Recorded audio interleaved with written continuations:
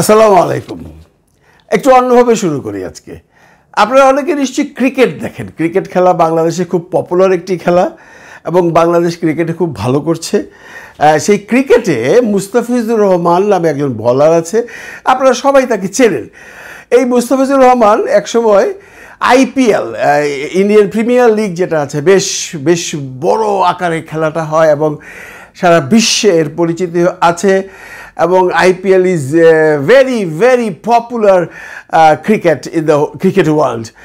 তো সেখানে মুস্তাফিজুর রহমানকে প্রথমবারের সুযোগ দেওয়া হলো, খুব সম্ভব ধোনির দলে, আমার ঠিক মনে নেই প্রথম কোনটা এসে খেলেছিল, মনে হয় ধোনির দলে খেলেছিল। তো মুস্তাফিজুর রহমান যখন প্রথম মাঠে নামলো, ছক্কা মেরে দিল। ছক্কা মানে কি, এমন বোলিং করলো, সারা ভারতবর্ষের ক্রিকেটাররা এই সবারই একটি প্রশ্ন, বা বিদেশি ক্রিকেটের অ্যানালাইসিসদের একই প্রশ্ন, হু ইজ দ্যাট গাই, এই ছেলেটা কে, মুস্তাফিজুর রহমান এমন বল করা সে কোত্থেকে শিখলো, বা অনেক কিছু। মানে Mustafiz became A hero of cricket world. এর মূল কারণটা হলো, আপনারা অনেকেই জানেন, যারা জানেন না তাদের জন্য বলছি যে ক্রিকেট যখন খেলা হয় তখন যে দুই দেশ খেলে বা যে দুই দল খেলে, এক দল আরেক দলের প্লেয়ারদের সম্পর্কে সবসময় একটা অ্যানালাইসিস করে। এই কোন প্লেয়ার, বলারটা কেমন করে বল করে, কোন ক্রিকেটারটা কোন দিকে ভালো তার হাত আছে, কোন ছেলেটা কোন দিকে থাকলে ভালো ক্যাচ ধরতে পারবে, ইত্যাদি ইত্যাদি। এটা একটা ওদের চিরাচরিত নিয়মতা।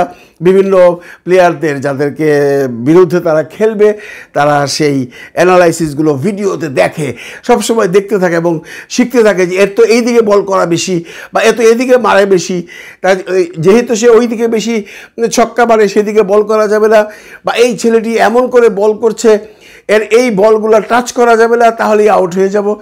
অ্যানালাইসিস করে তারপর মাঠে নামে। কিন্তু মুস্তাফিজুর রহমান যখন প্রথমবার গেল, কেউ কোনো অ্যানালাইসিস করেনি। দূর, কিসের মুস্তাফিজুর রহমান কোত্থেকে আসছে বাংলাদেশ থেকে, ওর কোনো ভিডিও তার অপোজিট প্লেয়াররা কেউ দেখে নেই বা দেখার চিন্তাও করে নেই। ভাবছে দূর, এইসব মুস্তাফিজ আসবে আর উড়িয়ে দেব। কিন্তু তা হয়নি কারণ একটি, যে ওরা কেউ মুস্তাফিজের বল করা নিয়ে কোনো অ্যানালাইসিস কোনো অপোজিশনের দল করেনি। ওরা বুঝতেই পারেনি এই ছেলেটি কোন ওয়েতে বল করে, কি স্পিডে বল করে। টুকটাক শুনেছে কিন্তু টোটাল ভিডিও অ্যানালাইসিস করেনি। মুস্তাফিজ বাজি মেরে দিল। কিন্তু সেই মুস্তাফিজই আবার পরবর্তীতে যখন ওকে নিয়ে অ্যানালাইসিস শুরু হয়ে গেল, তখন সে ক্রিকেটের মাঠে সেই তেমন রেজাল্ট করতে পারলো না যেটা সে প্রথম করেছিল। এবারে আসল প্রসঙ্গগুলো, আমি কেন এই কথাগুলো বললাম, আমি বললাম এই জন্য যে এই যে ভোটের রাজনীতি শুরু হয়ে গেছে। আপনারা জানেন এখানেও এক পক্ষ আরেক পক্ষর নির্বাচনী প্রতিদ্বন্দ্বী সম্পর্কে একটা অ্যানালাইসিস করে, তার কতটুকু পপুলারিটি আছে, সে কেমন মানুষ, তার ক্যারেক্টারাইজেশন কি, সে অতীতে কী কাজ করেছে, দলের মধ্যে তার কীরকম দাম ছিল, অ্যানালাইসিস করে। যে এইবার ভোটে বিএনপি হলো সবচেয়ে বড় পার্টি। বিএনপি সম্পর্কে কেউ অ্যানালাইসিস করবার প্রয়োজন নেই, কারণ বিএনপি সব কিছু ওপেন। বিএনপি 2বার না 3বার ক্ষমতায় ছিল, তার লোকজনের ক্যারেক্টারাইজেশন, তার সেই কোন এমপি কি করেছে, কোত্থেকে এসছে, সব কিছু জানে। তার ক্যারেক্টারাইজেশন কি, তার কত রকম ক্ষমতা আছে, সব অপোজিশনরা জানে। কিন্তু মজার ব্যাপার হলো, বিএনপি ওই মুস্তাফিজুর রহমানের মতো কারো অপোজিশন সম্পর্কে জানে না। তার মানে আমি এইটা বোঝাতে চাইছি, ধরুন জামাত থেকে আপনার এলাকায় একজনকে মনোনীত করা হলো, অমুক দাঁড়াবে ইলেকশনে। এখন বিএনপি তো বড় দল, সে তো তার সম্পর্কে কোনো অ্যানালাইসিস করবার প্রয়োজন নেই, কারণ বিএনপি জানে যে এখানে আমিই পাশ করবো, কারণ আমাকে ফেল করবার মতো এই যে লোকটা এসছে এর কোনো ক্ষমতা নেই। ওরা কিন্তু সেই মুস্তাফিজুর রহমানের মতো ওকে নিয়ে কোনো অ্যানালাইসিস করবে না, ওরা ওদের মতো ইলেকশন করে যাবে। কিন্তু জামাত ওদের সম্পর্কে অ্যানালাইসিস করবে। ইভেন কি এনসিপির ব্যাপারেও এটা প্রযোজ্য। জামাত এই প্রথম জাতীয় ইলেকশনে এককভাবে নেতৃত্ব দিচ্ছে, মানে ইলেকশনে যাচ্ছে। এর আগে ওনারা ইলেকশন করেছে, কোনোবার বিএনপির সাথে, কোনোবার আওয়ামী লীগের সাথে, কিন্তু নিজেরা এই প্রথমবার করছে। তো জামাত সব কিছু জেনে শুনেই আসছে, তার প্রতিপক্ষ কোত্থেকে এসছে ইত্যাদি ইত্যাদি ইত্যাদি। কিন্তু বিএনপি এটা জানবে কিনা বা মুস্তাফিজুর রহমানের মতো ইগনোর করবে কিনা সেটা কিন্তু একটা প্রশ্ন থেকে যায়। যদি সেইটা করে তাহলে হয়তো বিএনপি ভুল পথে যাবে। এই কথাগুলো চরমনাইয়ের পীর সাহেবের দল ইসলামী আন্দোলন নিয়েও প্রযোজ্য। আমি এখানে একটা কথা বলে রাখি, অনেকেই বলেন চরমনাইয়ের পীর সাহেবের দল ইলেকশন করছে। আপনারা এই শব্দটা কারেক্ট করে বলবেন, চরমনাইয়ের পীর সাহেবের দল ইসলামী আন্দোলন, এখানে ইসলামী আন্দোলন ইলেকশন করছে, চরমনাইয়ের সাথে কোনো সম্পর্ক নেই। চরমনাইয়ের পীর সাহেব এইখানেও প্রধান। আপনারা যখন বলবেন যে এটা চরমনাইয়ের দল, সেটা একটা ভুল ব্যাখ্যা করা হয়। এটা ইসলামী আন্দোলন, এটা ইসলামী আন্দোলন, ইসলামী আন্দোলন। চরমনাই আলাদা, ইসলামী আন্দোলন আলাদা। ব্যাপারটা আমি ক্লিয়ার করে দিলাম। এটা অনেকেই বলেন, আমি কারা বলেন সেটা পরে আসছি। তো ইসলামী আন্দোলন সম্পর্কেও খুব একটা ওয়াকিফাল হবেন না বিএনপির প্রার্থীরা। তাহলে কি এবার ঠিক তেমনটি হয়ে যাবে যে মুস্তাফিজের বল কেউ আজ করতে পারেনি, সবাইকে বাজি মেরে দিয়েছে মুস্তাফিজ? ঠিক কি তেমনটি এবার হবে যে ইসলামী আন্দোলন, জামাত ইসলাম বা এনসিপির প্রার্থীদের সম্পর্কে তার অপোজিশন প্রার্থীরা কোনো রকম অ্যানালাইসিস করবে না? তাহলে ভুল করবে। এখন নির্বাচন কবে হবে? নির্বাচন নিয়ে আজকে সকালবেলায় দেখলাম আমাদের মুস্তফা ফিরোজ সাহেব অত্যন্ত খুশি। মানে উনি নিউজটা পড়বার সময় বা অ্যানালাইসিস করবার সময় মানে একটা কী যে খুশি ভাব আপনারা দেখলে বুঝবেন। উনি বলছেন যে নির্বাচন তো হয়ে যাচ্ছে, কারণ একটা নিউজ এসছে প্রথম আলোতে যে সরকার প্রধানমন্ত্রীর জন্য বাসস্থান ঠিক করছে। স্বাভাবিক, আজকে ইলেকশন হোক, ফেব্রুয়ারিতে হোক, এপ্রিল হোক, 1 বছর পরে হোক, 2 বছর পরে হোক, যিনি প্রধানমন্ত্রী হবেন তার তো একটা বাসস্থান দরকার। কারণ বর্তমানে প্রধানমন্ত্রীকে রাখবার মতো কোনো বাসস্থান বাংলাদেশ সরকারের কাছে নেই। গণভবন যেটা ছিল সেটা তো মিউজিয়াম হয়ে গেছে। যমুনায় মোটামুটি একটা কমার্শিয়াল এরিয়ার মতো হয়ে গেছে, সামনে ইন্টারকন্টিনেন্টাল, পিছনে পার্ক, এইগুলো মিলিয়ে ওই জায়গায় একটা প্রধানমন্ত্রী থাকাটা নিরাপদ নয়। আর ওখানে বর্তমানে আছেন আমাদের প্রধান উপদেষ্টা, উনি টেম্পোরারিলি আছেন, কিন্তু যিনি প্রধানমন্ত্রী হবেন তিনি আসবেন 5 বছরের জন্য। ওনার একটা ভালো বাসস্থান দরকার। সেই চেষ্টা বা সেই কাজে লেগে পড়েছে গণপূর্ত মন্ত্রণালয়, এবং বিভিন্ন মন্ত্রীদের বাড়িঘরও সংস্কার করবে বা নতুন করে নেবে, সেইটাও কাজ করছে গণপূর্ত মন্ত্রণালয়। নিউজটা দেখে ফিরোজ সাহেব খুব খুশি, মানে হাসতে হাসতে মনে হয় মানে কালকে ইলেকশন। উনি খুব খুশি এই জন্য যে ইলেকশন তো হয়ে যাবে, নাহলে এইগুলো বললো কেন?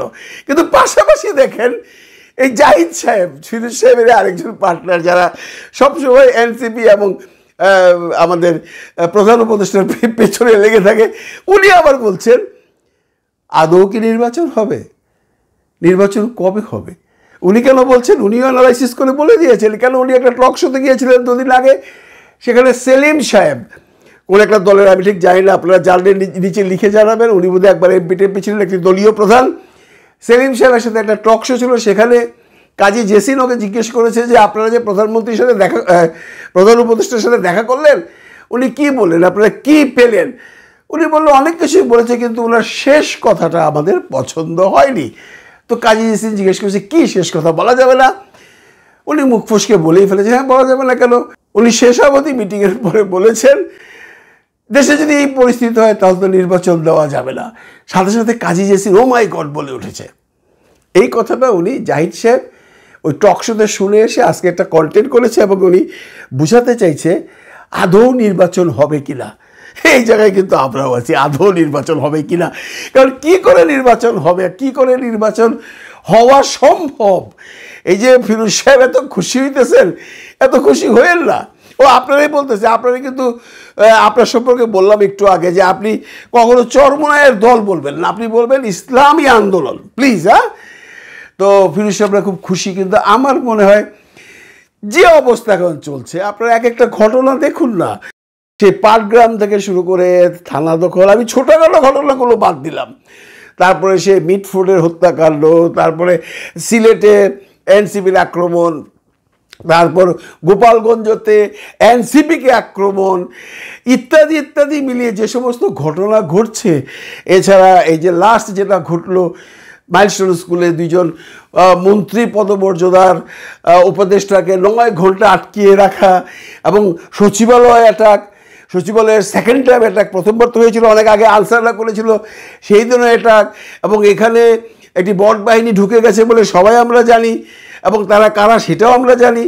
তো এমন যদি একটা পরিস্থিতি থাকে তাহলে সরকার নির্বাচন দেবে কি করে, সেটা তো সবাইকে ভাবতে হবে। সেটা ভেবেছেন জাহিদ সাহেব, ভাবেনি মুস্তফা ফিরোজ সাহেব।